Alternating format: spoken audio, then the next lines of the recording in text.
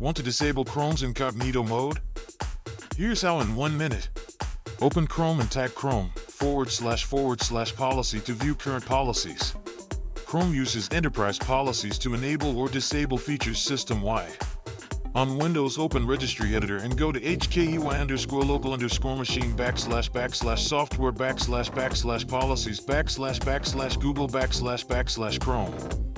Create DWORD Incognito Mode availability and set it to 1. Restart Chrome, then return to Chrome//policy to confirm the new policy is applied. On macOS, deploy a configuration profile or managed preference at /library managed preferences /com.google chrome.plist with key Incognito Mode availability set to 1. If you prefer command line, use your MDM or profile manager to deploy the same policy on macOS. Alternatively, install a lock or parental control extension to restrict incognito access per profile. Open Extensions, find the extension, enable Allow an Incognito if required, and set a password or restriction. Try new incognito window. If disabled, Chrome will block the action or follow the enforced policy. Note: administrative rights or MDM access are required to change system policies, and supervised accounts may override settings. Protect privacy and supervise accounts responsibly.